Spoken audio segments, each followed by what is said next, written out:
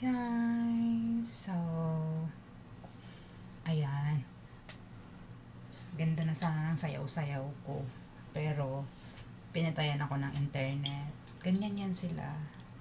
Pag umaalis, pinapatayin nila yung internet. Ewan ko pa kung bakit ganyan sila. Yung ibang amo hindi naman pag umaalis. Ang gusto kasi nila matulog na ako. Eh, importante naman kasi yung internet. Kasi, nun lang makapag gamit ng cellphone pag nasa loob na ng room. Oo, makapag-cellphone kapag wala ng trabaho, pero hindi yung always talagang nakatutok. Tsaka bawal kasi mag-video call pag wala dito sa room. Kaya dapat sana hindi pinabatay yung internet pag umalis sila. Ayan, umalis sila, pinatay na naman yung internet. Wala akong internet connection. Magla-live na sana. Bumalik yung matanda. Pinatay. But it's fine kasi desisyon nila yan. Yan yung gusto nila. So, which is hindi maganda talaga. Buhay OFW. Ewan ko kung bakit nakatagal ako dito sa Saudi nung ganito lang kasi yun. Ang dami ko kasi pangarap sa buhay. Ang dami kong gustong ibigay sa mga anak ko. Basta madami. Madami akong paglalaanan ng aking pera. Madami akong pangarap sa buhay. Pero hindi para sa akin. Para sa mga anak ko. Kasi ako ano na ako kumbaga paano na ako pabalik na. Yung mga anak ko is papunta pa lang. So, I'm thinking about their future.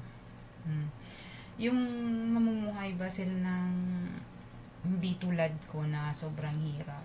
Ang pagtatrabaho ulit sa Saudi ay sobrang hirap. As in, yung pagod, puyat, tapos yung stress na ginawa mo naman yung sa tingin mo tama. Last time kasi nag-order sila ng food.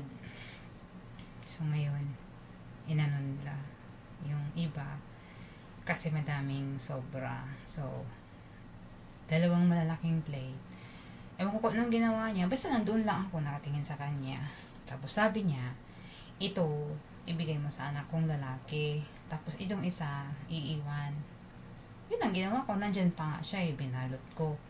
Yung sabi niya ibigay, binalot ko, tapos nilagay ko doon. Tapos yung sabi niya iiwan, nilagay ko sa ref.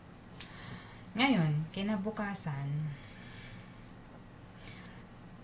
pag open niya, nugalit siya. Si nanay sabi niya, hindi ito yung sinabi kong iiwan dito. Tapos na-shock ako. Kasi yun ang sabi niya Sunod lang naman ako, tapos nandyan yung anak niya, sabi niya. Di ka nakakaintindi, sabi niya. Ganun talaga yun siya magsalita, yung anak niya yung isa. May pinag-aralan naman, tapos naman siya. Kaso lang, the way na magsalita siya, para siyang, ewan ko, parang walang modo. Ano ang exact na, angkop na salita sa kanya. Tapos sabi niya, di nakakain yung parents ko, sabi niya. Hindi na lang ako umimik kasi alam ko naman tama ako Tapos sinabihan na naman ako. Yung pinagtulungan ako, sinabihan na naman ako ng tatay na, susunod ha, huwag kang magpala desisyon, sabi niya. Pinandilatan ako ng mata. Kung magtanong ka, isip-isip ko, hindi ko na kailangan magpaliwanag. Kasi, kung ano yung sinasabi, yun ang sinusunod ko. Either ako yung mali, or siya yung mali. Tapos na kinain na sa labas, pinakain na sa mga tauhan sa labas yung food. Maibabalik pa ba yun? Kaya, dito talaga sa Saudi, kailangan ng mahabang pasensya. Super. Kailangan mo talaga ng mahabang pasensya dito. Kasi kung hindi mahaba yung pasensya mo, hindi ka magtatagal dito. Ako, sobrang haba ng pasensya ko. Kaya mo pinagtulungan ako. Tapos nung nakaraan, Sabi pa niya, kasi may nagluto sila dito, grabe ang kalat. Pati sa sahig, galing sa counter sa sahig, sa lutuan. Nagluto siya yung walang walang modo, sabi niya. Tapos bumalik siya, magluto siya ulit. Tapos yung karne na niluto niya, yung ground beef, nilagay ko sa, kasi medyo madami pa, nilagay ko sa baonan. Nilagay ko sa freezer. Kasi nga, iniisip ko ba, gagamitin pa talaga yun kasi meron pa. Alam mo ba ang sagot niya tanong niya sa akin? Sabi niya, nagluto ako ng ground beef dati. Tinapon mo?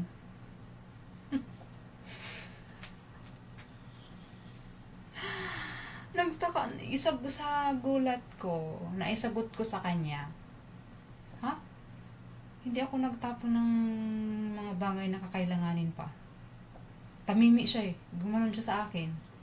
Sabi niya, saan na? Iniisip ko, gusto ko lang sagutin. Alam naman, ibulsa ko yun. Kinuha ko sa freezer. Binigay ko sa kanya. Ayun, niluto niya. Tapos, sabi niya, ito, hiwain mo ganito, ganyan. Tapos sabi niya, ito, hiwain mo ganito, ganyan. Sinusunod ko lang. Ayan, sinusunod ko lang. Tapos, ito, hiwain mo ganito, ganyan. Tapos sabi niya, ang dami nang ginawa mo. Napapaano talaga ako sa pula. Sinunod ko lang naman yung sinasabi niya.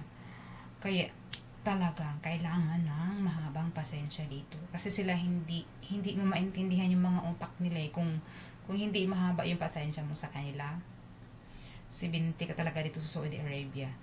Kasi dito sa Saudi Arabia, ang hirap nila intindihin. Diba nga, yung sinabi niyang ito yung iiwan, ito yung ipapadala, sinunod ko lang naman, nandyan pa siya ah. Nung binalot ko yung malaking pinggan na sa restaurant galing yun. Nakatingin pa siya. Tapos sabi niya, nasaan yung sa anak ko? Sabi ko, ito yung sinabi mo. Pagbigay ko, wala na. Tapos nagalit. Sinabihan pa ako, wag kang magpala desisyon dito sa bahay. Kailan ba ako nagkaroon ng sariling desisyon dito? Iniisip ko, kahit nga pagkuha ng mga pagkain dyan, yung mga fruits, hindi nga ako basa-basang kumukuha. Kasi ayaw kong mapagsabihan talaga. Hindi ako kumukuha. Yung tinapay dyan sa may lagayan nila, nagkanda, expire na, may bulok na yung iba. Never akong kumuha. Mas okay na yung nakikita nilang bulok na, kaysa sa ako yung magtapon. Siyempre sasabihin nila, nawala yung tinapay dito. Tingnan mo. Kaya ganun. Tingnan mo ngayon. Wala akong internet kasi nga pag umalis sila pinapatay. Naisip ko nga bakit pinapatay yung internet pag umalis sila. Halimbawa ako lang dito mag-isa. Hindi naman sa hiniling ko, no? Pero may emergency. May something. May taong papasok or may... Paano ko sila makukontak? Paano ko hingi ng saklulo? Kaya nga sabi ko na natatawa ka na lang talaga. Kaya inisip ko na lang matatapos din to. Anyway, ano na naman ito eh. Yung customer ko lang naman to dito. Per month ako dito. Hindi ito yung amo ko. Sa dami nang napuntahan ko, grabe. Ito okay naman siya. Nakapagpahinga naman ako minsan pag tapos na ako sa trabaho ko. Ito nga lang, pag umalis sila, tinatanggal yung internet connection. Which is not good. Diba? So, ayan. Naglabas na ako ng hinanakit ko. So, good night everyone. Thank you sa support. Thank you everyone. And, sana hindi kayo magsawang mag-support sa akin. Kahit ganito lang yung vlog ko. Bawal kasi akong mag-video sa labas. Ayan. Sa mga ginagawa ko, bawal. Pero minsan, nakaka-post late kasi nga, pag wala sila, ganun. Ayan. So, thank you guys. Babush, nag-emote ako kasi pinatayan ako ng internet connection. Wala akong wifi. Matulog na nga. Buti na lang walang kabibi time. Bye guys!